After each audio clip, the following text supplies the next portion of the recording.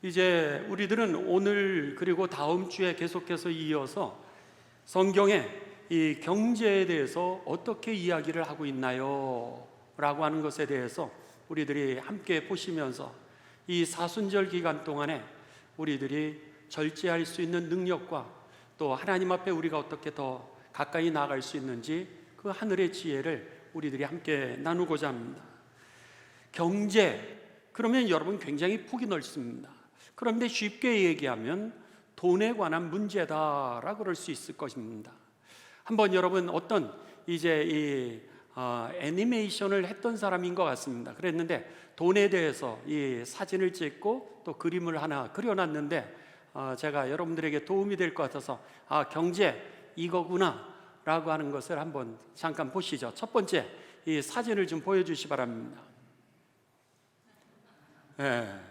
너무 잘 그렸죠? 이 돈 문제만 나오면 다 눈을 휘둥그레 뜨고, 그리고 긴장한다든지 아니면 당황한다든지 그런 이 사람의 모습을 갖다가 이 돈에다가 이렇게 그려놨습니다. 이게 바로 경제라고 하는 겁니다. 이 경제 때문에 우리들이 시험 들기도 하고 믿음 생활을 잘 못하기도 합니다. 이 경제 때문에 우리가 파산하기도 합니다. 이 경제 때문에, 돈 때문에 여러분 자살하고 있습니다. 이 돈 때문에 기업이 상납을 하고 있습니다. 그렇죠? 기업의 상납 문제도 다 돈에 관한 문제입니다. 지금 부모님들이 교육열이 막 불타 있습니다. 그런데 이 교육열의 문제도 돌아보면은 여러분 돈과 관계가 되어 있습니다. 나는 더 많이 시키고 싶은데 돈이 없어서 갈등하는 가정. 아니, 저들은 과외를 많이 시키는데 돈이 많아서 한다라고 하는 그런 열등감이나 미움. 아니, 자녀들이 그들의 미래를 갈 때 모든 목표가 인류의 평화, 이 땅의 정의에 대해서 얘기하는 부모님은 거의 없습니다. 어떤 직업이 그들의 삶에 있어서 돈을 많이 벌게 할 수 있을 것인가? 그렇다면 오늘 자녀들의 그 공부하는 이유도 다 돈입니다. 정치도 돈, 경제도 돈, 교육도 돈. 노조들이 여러분 이제 많은 데모를 합니다. 이익 집단들이 다 나와서 거리에 나와서 데모를 하는데 그 노조들의 그 데모하는 내용이나 이익 집단들의 데모하는 내용의 핵심은 어디냐면 다 돈입니다. 우리가 이것을 갖다가 너무 좋은 말로 경제 이렇게 표현하는 것이지만 이 모든 것들이 살고 죽고 일하고 교육하는 것까지도 다 이 돈으로 이제 우리들은 살아가고 있다라고 하는 겁니다. 그런 면에 있어서 제가 이제 이 설교를 준비하면서 그 돈의 그 모습을 갖다가 찾아보니까 그 이미지 중에 저 이미지가 뭐든지 돈 얘기만 나오면은 긴장도 하고 놀래기도 하고 좋아하기도 하고 슬퍼하는 이 모습을 이미지로 잘 그려놨다. 그래서는 여러분과 같이 이제부터 2주간 동안 그리스도인의 경제 생활에 대해서 우리들이 함께 보실 터인데, 도대체 성경은 그러면 그리스도인의 경제 생활에 대해서 어떻게 말씀하고 있나라고 하는 게 중요합니다. 성경에 보면은요, 보증 쓰지 말라 그랬습니다. 보증 서서 망하는 가정들이 많지 않습니까? 그랬는데 성경에서 보증을 쓰지 말고, 그리고 너가 도와줄 수 있다면 최선을 다해서 도와줄 수 있는 데까지 도와주되 보증은 쓰지 말라 그랬습니다. 그랬는데도 불구하고 우리는 정 때문에 이기질 못해서, 관계성 때문에 이기질 못해서 보증을 쓰다가 이제 기업도 가정도 어려움을 당하는 사람들이 많이 있는데, 성경대로 살면은 여러분 시험을 비켜가고 우리가 할 수 있는 만큼 우리가 다른 사람을 나눠주고 도와주고 섬기면서 잘 살아갈 수 있다라고 하는 겁니다. 아유, 당신 어떻게 나에게 이렇게 매정하게 할 수 있어? 이렇게 얘기해도 여러분 하나님의 말씀에 보증은 쓰지 말라 그랬어. 그랬기 때문에 내가 할 수 없어, 미안해, 이렇게 정직하게 돌파를 하셔야 됩니다. 인간관계에 매였을 경우는 성경은 망하는 길이라고 우리에게 가르쳐 줬는데 나중에는 후회해봐야 소용없다라고 하는 겁니다. 성경은 뭐라 그래요? 도와줄 수 있는 만큼, 여러분이 할 수 있는 한 그만큼 잘 도와주고 열심히 도와주고, 할 수 없는 부분은 노라고 말할 줄 아는 지혜로운 그리스도인이 되시기를 주님의 이름으로 축원합니다. 아유, 목사님, 성경에 언제 우리에게 돈에 대해서 가르쳐 주셨어요? 나 교회 다니면서 성경의 경제 생활에 대해서 얘기하는 거 한 번도 못 봤습니다. 이렇게 얘기하시는 분도 있습니다. 그렇지 않습니다. 예수님께서요, 성경에 보면은 이제 예수님의 비유가 많이 나와 있습니다. 그런데 예수님의 비유가 약 38개나 나와 있습니다. 그런데 예수님의 비유의 38개 중에 무려 돈에 관한 비유가 16개라고 하는 겁니다. 뿐만 아니라 성경 66권 중에서요, 오늘 기도에 대해서는 거의 한 500귀절 정도가 됩니다. 또 믿음에 관해서는 약 490개의 구절이 됩니다. 그런데 돈에 관한 그리스도인의 경제 생활에 대해서는 2389절이나 된다고 하는 겁니다. 그러니까 구약부터 신약까지 가득 차 있는 것이 사실은 그리스도인의 경제 생활에 관한 말씀인데, 우리들이 그 하나님의 지혜에 대해서 그냥 넘어가다 보니까 그것을 갖다가 깨닫지 못하였던 적이 얼마나 많았는지 모릅니다. 왜 이렇게 이 재정에 관한, 돈에 관한 문제가 성경에 많을까? 그것은요, 믿음 생활도 중요하고 기도 생활도 중요한데, 이게 돈하고만 연결되면 믿음 생활도 망할 수가 있고요, 이 돈을 잘 다스릴 수 있으면 믿음 생활도 성공할 수 있다고 하는 겁니다. 기도 생활도 우리가 이 돈을 잘 다스리면 기도를 잘할 수 있고요, 그런데 기도 생활도 돈에 대해서 잘 다스리질 못하게 되면 기도 생활도 끊어진다라고 하는 것입니다. 그러니까 내가 믿음 생활 잘하는 방법과 이 경제의 문제는 매우 밀접하게 연관이 되어 있다고 하는 겁니다. 오늘 본문 말씀은 바로 예수님이 말씀해 주신 그리스도인의 경제 생활의 법칙에 관한 그 원리의 그 한 부분이 오늘 본문의 말씀입니다. 오늘 본문 말씀은 원체 유명해서 여러분들이 잘 아실 겁니다. 그 전체적인 그 내용은 이런 내용입니다. 어느 주인이 이제 먼 타국으로 출타하게 되었습니다.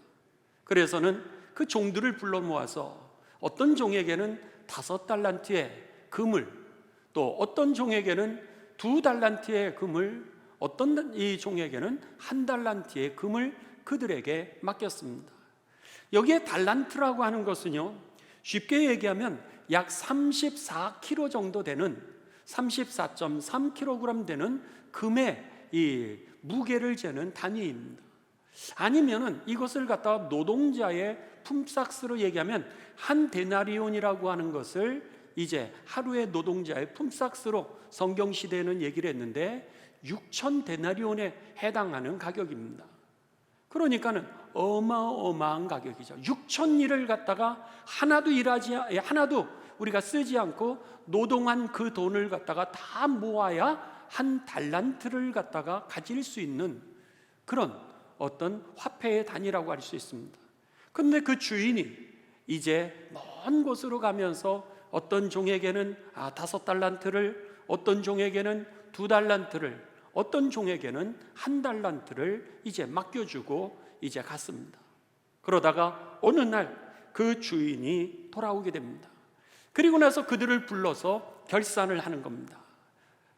그동안 어떻게 살았어? 그랬더니 5달란트를 받았던 그 종이 또 다른 5달란트를 가져오면서, 주인님, 제가 열심히 일해가지고 또 다른 5달란트를 남겼습니다. 그랬더니 주인이 뭐라면 It's good, 그렇게 얘기를 하는 거예요. 야, 잘했어. 이번엔 2달란트를 가진 그 종이 이제 주인 앞에 왔습니다. 주인님, 저도 열심히 일해가지고 2달란트를 더 남겼습니다. 주인이 그 모습을 보면서 It's good, 참 잘했어, 이렇게 얘기를 했어요. 그런데 1달란트를 가지고 있었던 종이 와가지고 뭐라면, 주인님이 저에게 맡겨놓으신 이 1달란트를 제가 그대로 가져왔습니다. 그러면서 주인님이 무서워서 혹시나 제가 이것을 갖다가 이제 마이너스 재정이 될까봐 무서워가지고 그것을 가지고서 그대로 땅에 묻어두었다가, 잘 보관해 두었다가 이것을 가져왔습니다. 그러니까는 그 주인이 뭐라 그러냐면, 이 무익한 종아, 이러면서 쫓아가지고 그를 갖다가 일을 가는 대로 그렇게 심판을 했다라고 하는 것이 오늘 본문의 핵심 내용입니다. 그렇다면은 이 메시지를 통하여서 우리들에게 예수님이 도대체 어떤 그리스도인의 경제에 대해서 무슨 말씀을 하시고자 하셨을까라고 하는 것이 우리가 이번 주와 다음 주에 계속해서 보고자 하는 말씀입니다. 첫째는요, 여러분, 오늘 이 성경에서 주는 그리스도인의 경제 생활의 첫 번째 메시지는 뭐냐면, 오늘 우리들의 삶의 모든 물질의 주인은 하나님이시라고 하는 사실입니다. 주인이 주었다라고 하는 겁니다. 그렇죠? 주인이 그에게 맡겼다라고 하는 겁니다. 그렇기 때문에 오늘 우리들의 삶 가운데 속에 주인이 나에게 맡겼다라고 하는 사실을 내가 인정하는 것이 경제 생활의 바로 기초라고 하는 겁니다. 그렇지 않으면 우리들이요, 오늘 주인이 준 것을 깨닫지 못하게 되면 내게 만족감이 없게 됩니다.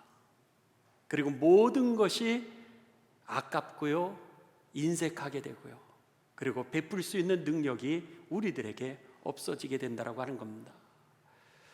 성경을 보면은요, 성경이 뭐냐면 정경이라 그러죠. 여러분, 우리가 이 성경, 우리가 초창기에 한국어로 되어 있었던 그 성경의 최초의 이름은 뭐냐면 성경전서입니다.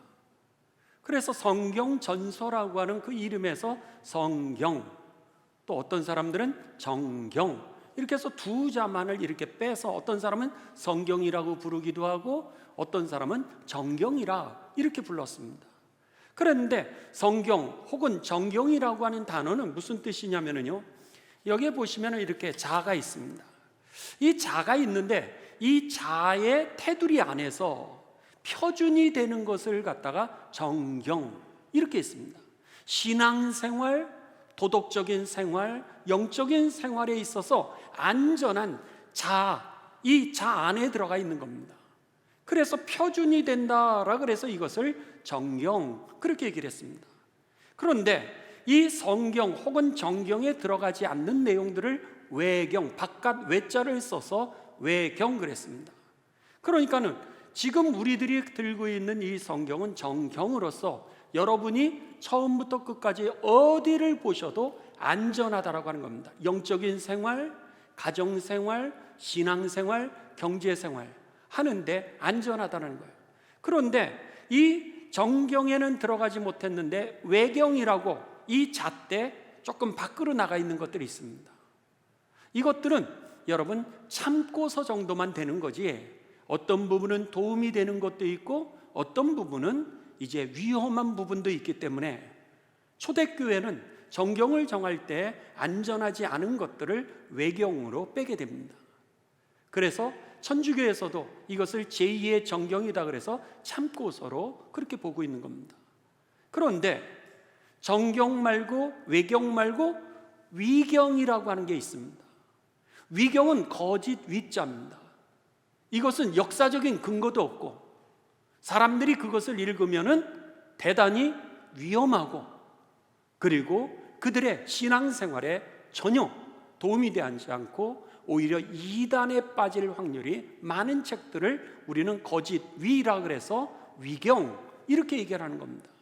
이단이 뭐냐면, 이단이라고 하는 것은 이 잣대로 만들어 놓은 이것을 갖다가 자기가 마음대로 다른 이자입니다. 끝이 다르다는 거예요.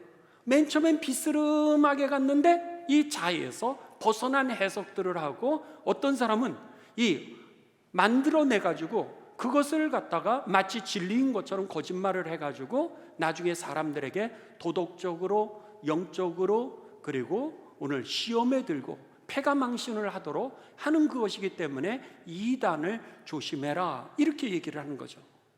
마찬가지로 성경에 보면 정경이 있고 외경이 있고 위경이 있는 겁니다. 그런데 위경이라고 하는 책에 보면 베드로의 묵시록이라고 하는 그런 내용이 있습니다. 우리들이 가지고 있는 요한계시록의 내용은 이제 요한의 묵시록, 이렇게 표현합니다. 그런데 이 외경에 보시면은 베드로의 묵시록, 정경에는 들어오지 못했지만은 오늘 그럼에도 불구하고 거기에 나와 있는 그 내용 중에 하나에 이런 내용이 들어가 있습니다.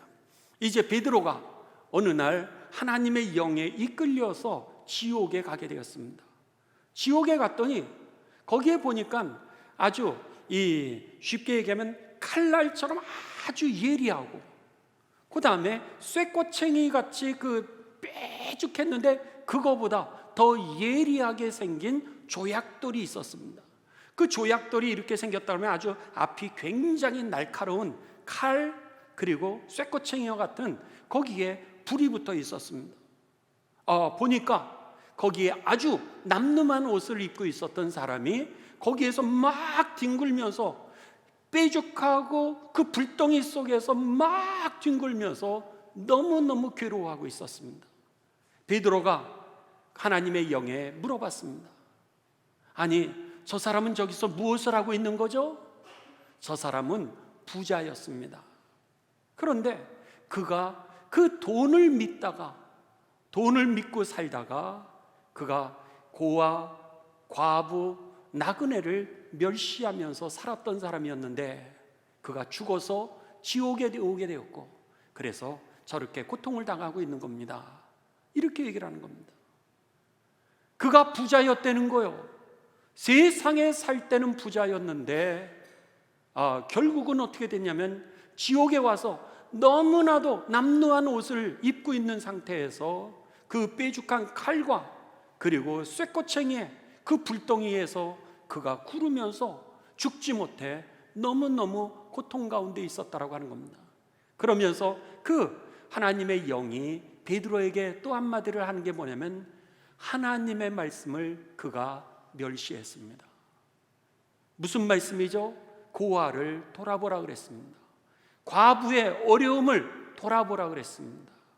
나그네의 그 고통을 돌아봐 주라 그랬는데 그 하나님이 우리에게 맡겨주신 그 돈, 우리의 재정, 우리의 실력, 우리의 능력을 가지고 나 하나는 잘 먹고 잘 살았는지 모르지만은 오늘 고통당하는 고아, 과부, 나그네를 멸시했을 뿐만 아니라 그렇게 살아가라고 하는 것으로 하나님이 맡겨주셨는데도 불구하고 그 하나님의 말씀을 멸시하였기에 저가 이렇게 고통을 당하고 있는 것입니다. 이렇게 이제 베드로에게 설명해 주는 그런 내용이 나오게 됩니다. 비록 외경에 나오는 내용이긴 하지만은 오늘 성경에서 얘기하고 있는 이 물질관에 대하여서 우리들에게 여러 가지를 시사해 주고 있다라고 하는 겁니다. 우리들에게 맡겨주신 그 하나님의 그 물질을 우리가 잘못 쓰게 되면요 세상에서도 실패한 인생을 살게 되고요, 그 물질을 잘못 쓰게 되면 세상만이 아니라 이것은 구원하고도 관계가 있다라고 하는 겁니다. 구원하고 관계되어 있어서 영원한 하늘의 행복과 영원한 하늘나라의 심판하고 연결되어 있기 때문에 오죽하면 성경에 신약과 구약의 앞에서 2380절을 돈에 관하여서 경제에 관해서 말씀하시고 예수님이 38개 그 비유 중에서 오죽하면 16개가 다 이 경제와 관련되어 있을까라고 하는 것을 생각했을 때 신앙생활을 잘하는 비결이 뭐냐면 여러분 돈을 다스리고 그리고 이 돈을 통하여서 내가 구원에 잇대어질 수 있도록 하는 것이 잘하는 것이라고 하는 것입니다. 그런 지혜가 저와 여러분에게 깨달아지는 이 예배가 되시기를 주님의 이름으로 축원합니다. 무엇보다도요, 오늘 성경은 우리들에게 그 물질의 주인은 하나님이시라고 하는 겁니다. 그래서는 그 주인이 그 종들에게 그것을 맡겼다라고 하는 것이죠. 그런 면에 있어서 우리들은 뭐냐 그러면은 맡아 잠깐 동안 그 주인의 뜻을 이루게 하여 그 물질을 맡은 청직이라고 하는 사실입니다. 내가 주인이 아니라고 하는 거죠. 우리가 실수하는 것 중에 하나는 뭐냐면 내가 돈의 주인이라고 생각했을 때 그때부터 우리는 시험에 들기 시작합니다. 무슨 회비를 내라, 아니면 누구를 돕자, 교회에서 헌금하자, 이러면은 금방 그 돈 10,000원짜리의 얼굴처럼 눈이 휘둥그레집니다. 그래서는 여러분 오늘 인색하게 살고, 그리고 돌아보지 않고 살고, 그리고 나도 누리지도 못하게 살고, 그리고 하나님의 영광을 위해서 쓰지도 못하고 산다라고 하는 겁니다. 마치 여러분 미련한 사람은요, 그 수돗물을 틀면 물이 막 나오지 않습니까? 그랬을 때 미련한 사람은 그것을 보면서 무슨 생각을 하냐면 내가 수돗물 값을 냈으니까 이 물은 내 것이라고 이렇게 생각하는 사람입니다. 어떻게 보면은 우리가 사는 법칙일 수 있을 거예요. 내가 수돗물 값을 냈으니까 그건 내가 쓸 권리가 있는 거지, 이렇게 생각할 수 있습니다. 내 거라고 생각하는 거예요. 그런데 성경은 다르다라고 하는 겁니다. 만일 하나님께서 비를 주시지 않는다면 수돗물이 나오겠느냐 이렇게 묻는 겁니다. 하나님이 비를 주셨기 때문에 수도를 틀면 그게 물로 나와서 내가 씻을 수 있게 된 거지, 만일 하나님이 비를 주시지 않는다면 내가 수돗물을 틀어도 감으로써 오늘 내가 씻을 수 없다라고 하는 겁니다. 내가 돈을 냈다고 여러분 물이 나오겠습니까? 하나님이 주셔야 되는 겁니다. 오늘 이것이 바로 성경이 얘기하고 있는 그 그리스도인의 경제 생활의 출발점이라고 하는 겁니다.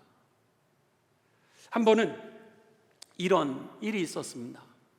어느 청년이 이제 18세가 되었습니다.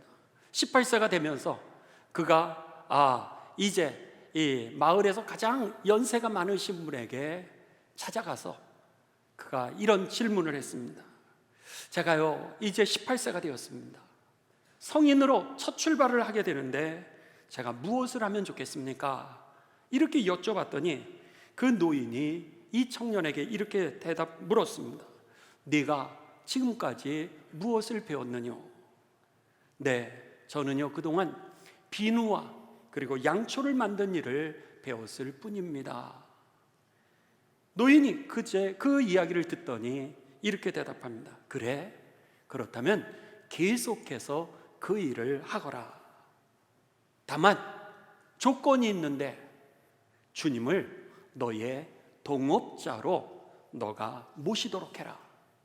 그리고 그 증거로 수입이 생기면 10분의 1을 동업자인 주님께 바쳐라. 내가 꼭 기억할 것은 내 인생을 내 자신이 주관하는 것이 아니라 하나님께서 주관한다는 사실이다. 하나님께서 내 인생을 보살피고 계신다. 이렇게 그 노인이 그 젊은이에게 그렇게 얘기를 했습니다. 이 청년은 노인의 충고대로 그가 열심히 일했고요, 하던 일을 이제 열심히 초를 만들고, 그리고 이제 하던 일을 계속했던 거예요. 그리고 나서는 그 어르신이 얘기했던 대로 열심히 11조 생활을 하게 됩니다. 그 사진을 갖다가 이제 준비를 했는데요, 나중에는 그 청년이요 굉장히 커다란 사업가가 되게 됩니다. 대성을 하게 됩니다. 그 사람이 누구냐? 세계적인 치약 그 회사를 일으켰던 윌리엄 콜게이트라고 하는 그런 사람입니다. 한번 사진을 좀 보시죠. 윌리엄 콜게이트의 그 치약 먼저 보여주시죠. 여러분 이런 치약 보셨죠? 이 윌리엄 콜게이트라고 하는 사람의 이름을 따서 그 치약을 만들었던 겁니다. 다음 화면입니다. 어떻게 생겼나? 그래서는 저렇게 큰 빌딩을 그가 소유하게 되고, 그리고 나서는 이제 그 사업이 세계적인 사업이 되었습니다. 그 다음 화면입니다. 그랬는데 그의 지금 나와 있는 이 일화는요, 그의 자서전에 나와 있는 내용입니다. 자기가 청년 때 어떻게 살아서 지금까지 왔는지 젊은이들이 묻는다는 거예요. 어떻게 하면 저도 이런 기업을 이룰 수 있겠습니까? 라고 묻는데 그의 자서전에다가 썼던 이 내용이 지금의 일화였던 거죠. 이것을 갖다가 만화로 했습니다. 젊은이가 여러분 무슨 돈이 있겠습니까? 근데 그 노인이 내가 살아보니까 열심히 하던 일 열심히 해. 그런데 하나님을 반드시 동역자로 모셔야 돼. 그러면서 오늘 그 증거로 하나님이 정말 너의 동역자인지 너가 번 것의 10분의 1을 하나님에게 바쳐. 꼭 기억할 것은 내 인생을 주관하는 게 너가 아니라고 하는 사실이야. 하나님이 너와 함께 계셔.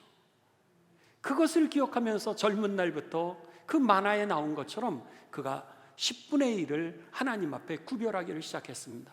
그 다음 화면입니다. 이번에는 결혼했습니다. 나이가 들었는데도 불구하고 그가 아내가 그와 동일한 소명을 가진 건 아니잖아요. 그 청년은 그렇게 생각했다 할지라도 아내가 반대하면 쉬운 일이 아니었습니다. 그런데 아까 이 만화 한 번 더 보여주시죠. 그가 아내에게까지도 하나님이 우리와 함께 하셔. 하나님이 나의 동역자야. 그러니 우리가 이것을 하나님에게 드려야 하오 하는 그런 마음으로 그의 아내를 설득했고, 그리고 그 아내는 제가 저 얼굴을 보면서 찜찜한 얼굴이긴 해요. 정말 뭐 그럴 수도 있는 얼굴인데 제가 이걸 보면서 막 웃었어요. 콜게이트 얼굴은 웃으면서 얘기를 하는 거예요. 내가 지금까지 온 거, 잘된 거 하나님이 축복해 주신 거야. 이러면서 이 애니메이션을 그렸는데 제가 이것을 보면서 참 은혜를 받았습니다. 오늘 그렇습니다. 11조의 중요성에 대하여서 우리들에게 가르쳐주는 말씀입니다.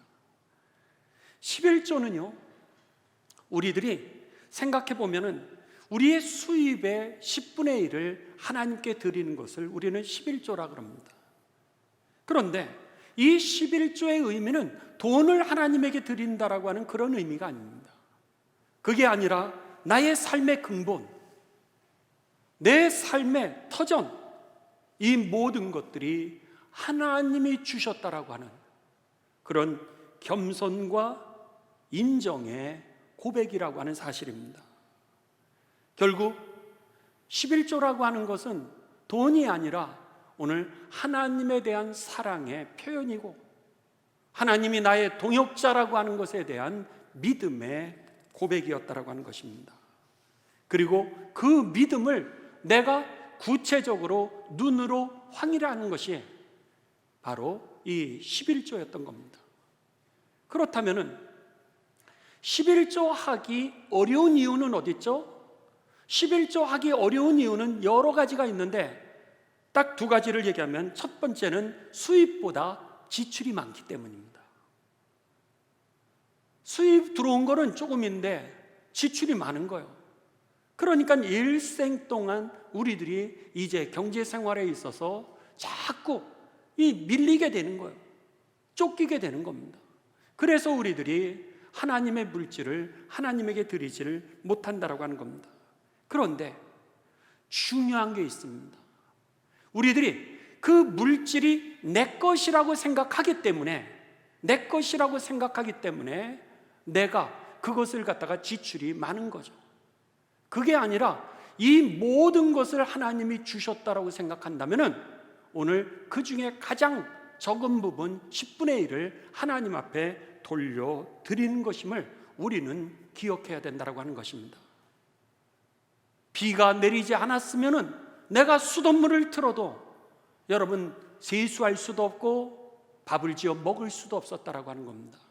근데 하나님이 내게 비를 주심으로 인하여서 내가 돈을 내고도 그것을 틀어서 쓸 수 있었던 것처럼 오늘 출발점이 다르다라고 하는 겁니다.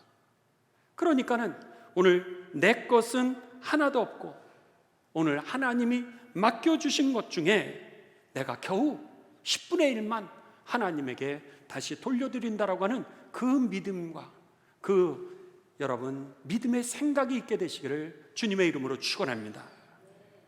오늘 하나님이 내게 맡겨주신 것에 대한 감사의 표현이었고 하나님이 나의 동역자라고 하는 믿음의 고백이었던 겁니다.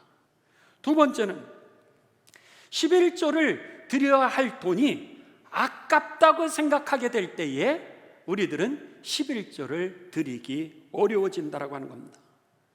생활비가 넉넉할 수도 있습니다. 그래도 빠듯하지만은 내가 살아갈 수 있는 그런 형편 정도는 됩니다. 그런데 11조를 못 내는 이유 중간에 못 드리는 이유 중에 하나는 뭐냐면 그 돈이 나가는 것이 아깝다고 생각되는 거예요. 그게 계산이 되는 거예요. 계산이. 내가 10만 원을 하나님한테 드리면 1년이면 120만 원을 저축할 수 있는데 120만 원이면 내가 여행을 갔다 올 수 있을 텐데 120만 원이면 내가 뭐 하나를 장만할 수 있을 텐데 우리 아이 유학 갈 때 대학 갈 때 그 돈이 걔한테 도움이 될 수 있을 텐데 내가 이렇게 그 계산을 하게 됩니다.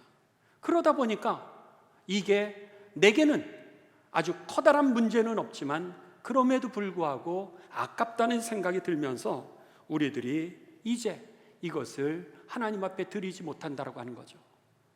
여러분 기억하시 바랍니다. 복의 근원은 하나님이라고 하는 사실입니다. 이게 중요합니다. 그러니까 이 성경에 이 마태복음 25장에서 뭐라 그랬어요? 주인이 타국으로 갈 때 그러면서 그에게 어떤 사람에게는 5달란트를 어떤 사람에게는 2달란트를 어떤 사람에게는 1달란트를 맡겼다는 거예요. 1달란트가 금이 34kg라 그러면은 우리가 하나도 쓰지 않고 노동해서 15년에서 20년어치의 그 돈을 맡겼다면 1달란트를 받았든 2달란트를 받았든 풍성하다라고 하는 겁니다. 충분하다라고 하는 겁니다. 그런데 오늘 그럼에도 불구하고 그것을 누가 주셨다는 거예요? 주인이 맡겼다는 거예요. 그런 면에 있어서 여러분 복의 근원이 오늘 하나님 한 분이시라고 하는 것, 그리고 내 삶의 주인이 내가 아니라 하나님이라고 하는 사실이 저와 여러분에게 믿음이 되시기를 주님의 이름으로 축원합니다. 자, 이제 한번 성경을 우리가 확인할 필요가 있습니다. 성경을 보시면은요, 잠언 11장 24절의 말씀입니다. 잠언 11장 24절. 자, 여러분들 다 같이 우리 함께 봉독하도록 하겠습니다. 잠언 11장 24절 시작.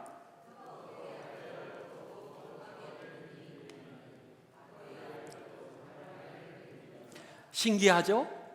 내가 많은 사람을 도와주면서 사는데 우리가 얼마나 많이 도와주겠습니까? 사실은 많이 돕는 것도 아니죠. 근데 아무튼 간에 내가 다른 사람을 이렇게 베풀면서 사는 거예요. 빵 한 번 사고, 여러분 우리 세일의 복음학교 하는데 늘 받아서만 잡수시지 마시고 좀 한번 내시기 바랍니다. 그 15만 원이면 150명 먹을 수 있는데 여러분 그거 한번 안 내는 사람도 얼마나 많은지 몰라요.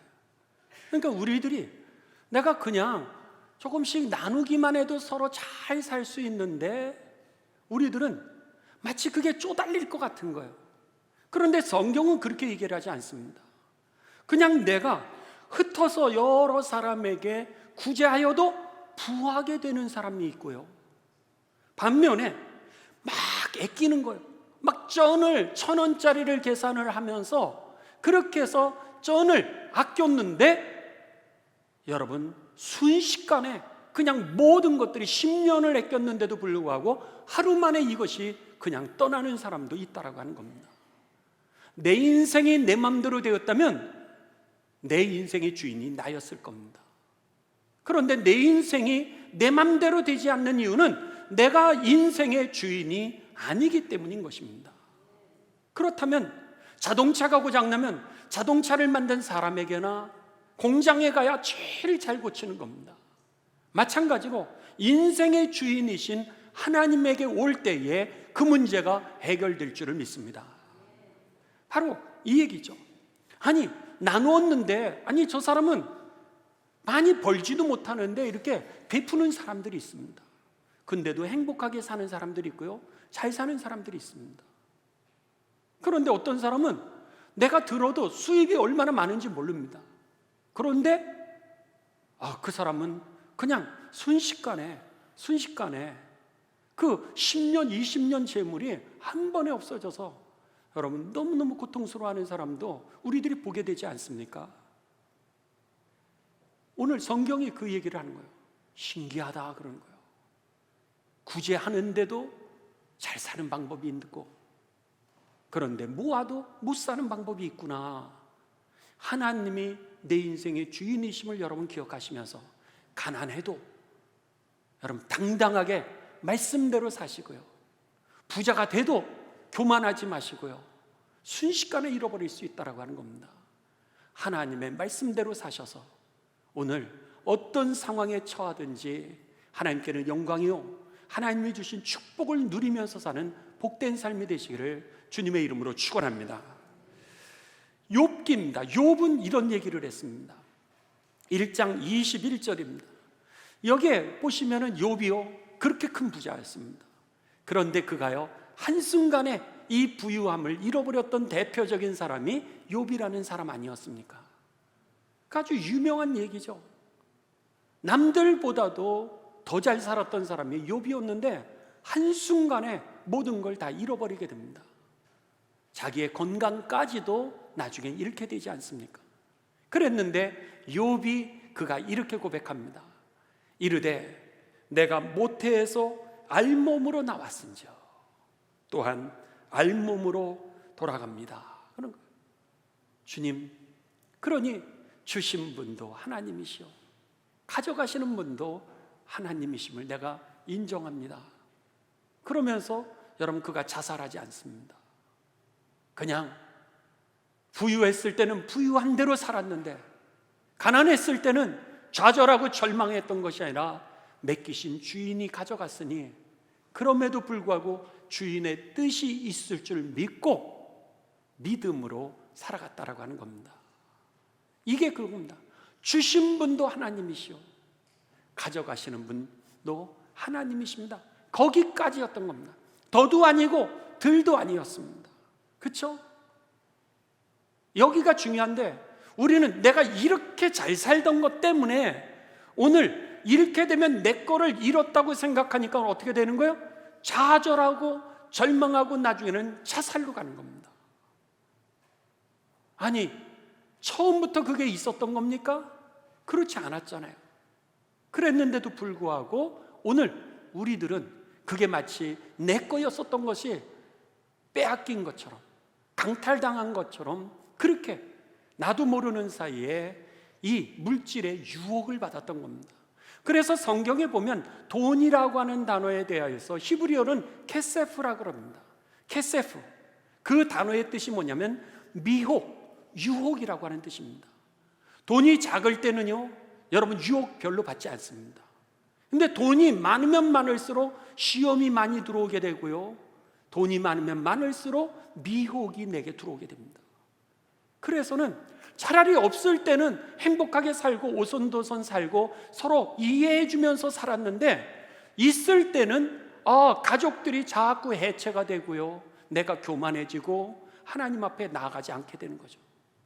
돈 자체는 선도 아니고 악도 아닙니다. 가치 중립입니다. 성경은 뭐라 그래요?